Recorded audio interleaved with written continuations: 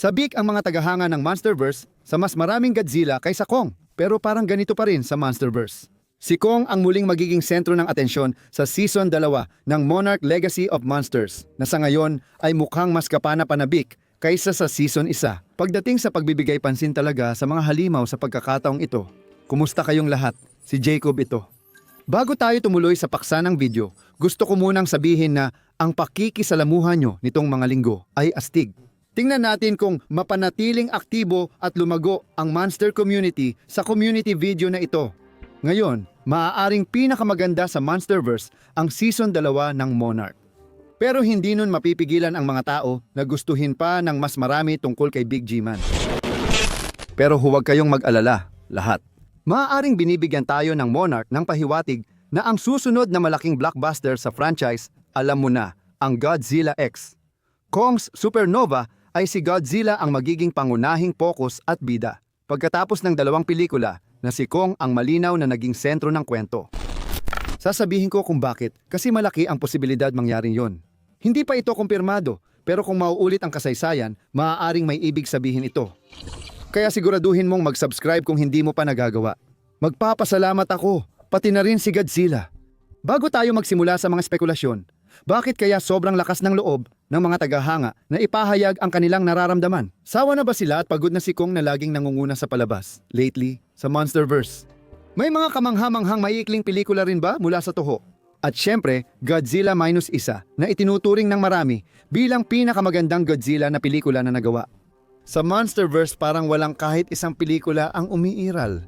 Sa puntong ito, pakiramdam ko kasi na ang Monsterverse ay parang sarili nitong mundo. Ngayon, may kailangan pa rin gawin para mapag-isa ang mga tagahanga ng Godzilla, Kong at Monster sa kabuuan na sana magawa yon mayon ng Godzilla, Minus Zero at Supernova. Hindi ko alam nararamdaman mo, pero tingin ko sobra ang nangyayaring fandom. Parang may mga gawa-gawang away na nangyari noong nakaraan. Sa tingin ko ngayon, sabay na mag-e-exist ang Toho at Monsterverse films at pareho tayong masisiyahan. Di mo kayang pasayahin lahat, kaya hangal lang ang umaasa pa. Balik tayo sa usapan pero yung mga pelikula ng Toho ay hindi naman talaga konektado sa Monsterverse. At paano nga ba? Mahigit 6 na taon na mula nang maramdaman na parang tunay na co-star si Godzilla sa Monsterverse. At sa loob ng 6 na taon na, tato ang pagkakalarawan kay Godzilla. Alam mo yun, yung ugali niya, yung kilos niya, mula sa pagiging parang mahiwaga, makadiyos, sobrang talinong hayop na parang may samurai na dangal. Naging parang malaki na lang at medyo generic ang dating. Brusko na gumagawa ng mga galaw ng superhero. Alam ko namang hindi na bago yan sa prangkisa ni Godzilla. Yung huling 2 pelikula, ginawang parang nasa tuktok ng Showa era, si Godzilla at Monsterverse, at ibinalik siya sa makabagong panahon. Pero marami sa mga tagahanga ng Monsterverse ay wala naman talagang matagal na koneksyon sa buong prangkisa ni Godzilla. Para ma-appreciate ang mga pelikulang iyon, na higit 50 taon na ang tanda. Para sa maraming tao dyan, hindi ganito dapat si Monsterverse Godzilla. Bukod sa pagbabagong karakter ni Godzilla, naging pangalawang focus na lang siya kay Kong nitong huling 6 na taon. Sa Monsterverse, sa huling 2 pelikula, gumana ito. Maganda ang resulta at malaki ang kinita nila, pero hindi nila pwedeng itago si Godzilla ng matagal. Kung muli na namang itatabi ng Supernova ang G-Men para bigyang daan si Kong o ibang halimaw, maaaring maging negatibong meme na lang ang buong pamana ng Monsterverse. Maaaring manatili sa mga tao ang hindi magandang impresyon ng matagal. At baka tuluyan ng pumangit ang tingin nila sa buong Monsterverse. Sa huli, kapag nabanggit ang Monsterverse, madalas masasabi ng iba, oo nga. Pero alam mo yun, si Godzilla ay parang isinantabi lang doon at nakakainis yun. Ayaw natin ng ganun. Bago tayo magpatuloy, sa tingin ko ngayon ang tamang oras para sabihin yan. Talagang gusto ko pareho sina Godzilla at Kong at hindi naman talaga ako nainis na hindi si Godzilla ang naging bida ng Monsterverse nitong mga nakaraang panahon. Namimiss ko yung seryoso niya dati sa unang Monsterverse films at gusto kong makita siyang gumawa ng mas makabuluhang bagay. Yung may ibig sabihin talaga. Pero pagdating sa oras sa screen at focus ng kwento, parang wala lang. Para sa akin, gusto ko si Kong, astig siya. Sa totoo lang, hindi ko talaga maintindihan kung bakit may alitan dito kasi pareho lang naman silang epic na halimaw na may dekada ng kasaysayan. Para sa akin, parang may kinikilingan ang debate Pero ganyan na talaga sa modernong mundo. Pero sa puntong ito ngayon, pati ako, nagsisimula ng maisip, grabe, gusto ko talagang makita si Godzilla ng Monsterverse na muling manguna kapag todo na ulit si Godzilla.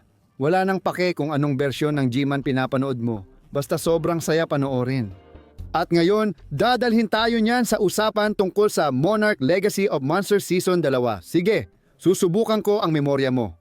Baka may ilan sa inyo ang natatandaan na noong Season 1, halos kay Godzilla lang umiikot ang palabas na to. Maganda ang mga eksena at sandali mula kay Godzilla at naging matagumpay at masaya ang presensya niya sa serye, lalo na para sa akin.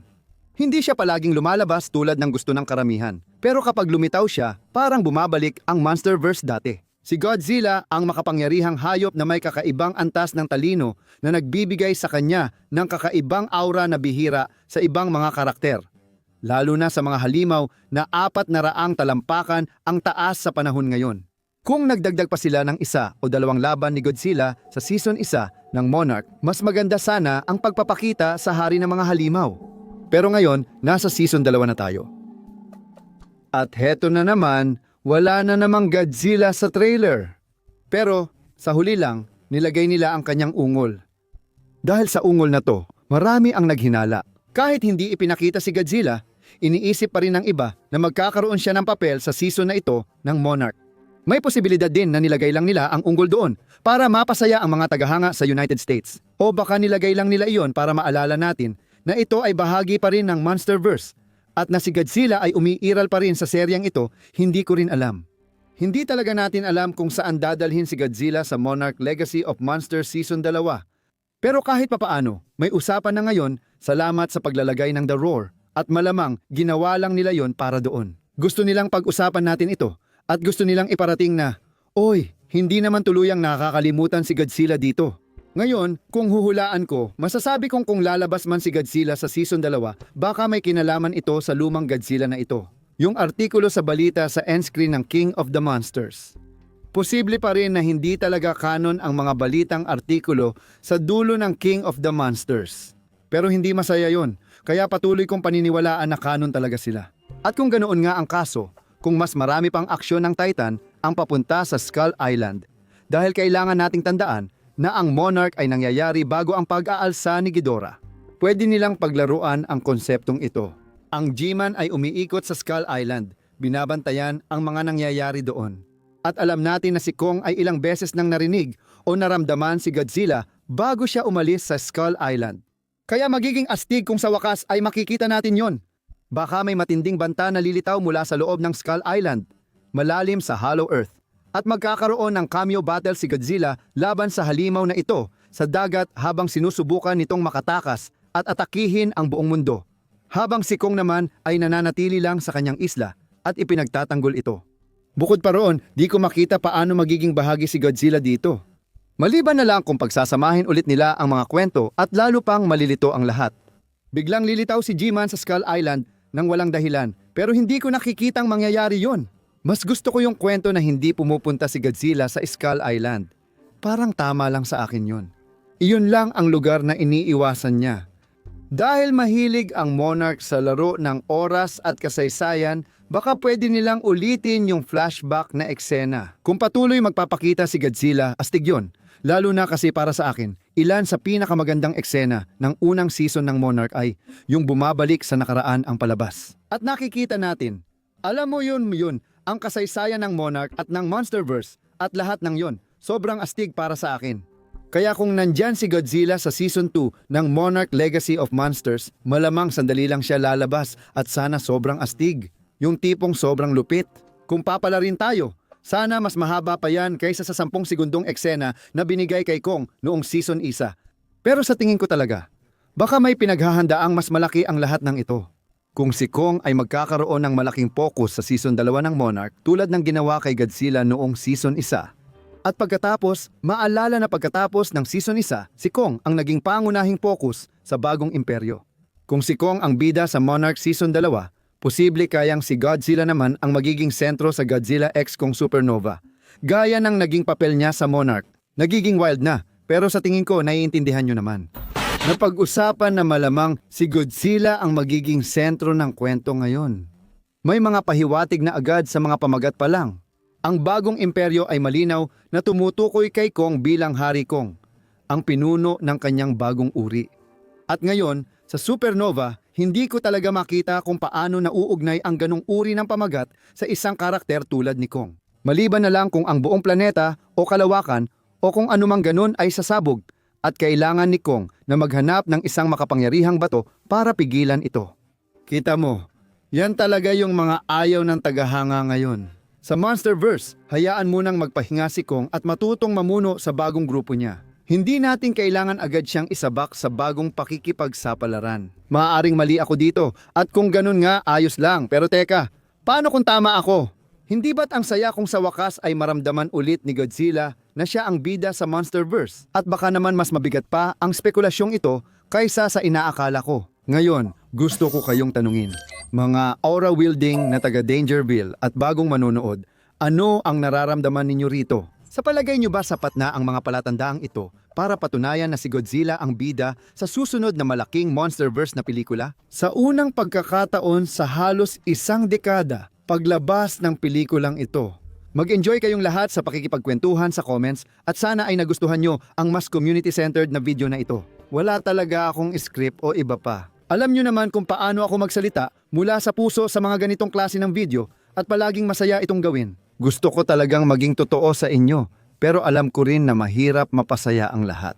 Gusto ko lang malaman nyo na mahal ko si Kong, si Godzilla at ang Monsterverse. Kaya siguro kakaiba na mahalin ang lahat ngayon. Gusto ko lang makita sina Godzilla at Kong sa Monsterverse na magtagumpay at gumawa ng epic at kamanghamanghang bagay. Patuloy pa ring pag-uusapan ng mga tao sa mga susunod na taon. Alam mo, parang tapos na akong makipagtalo kung sino sa kanila ang mas astig sa puntong ito. Bigyan mo ng like ang video na ito kung pareho tayo ng nararamdaman. Pero sa puntong iyan, salamat sa pagdaan ninyong lahat.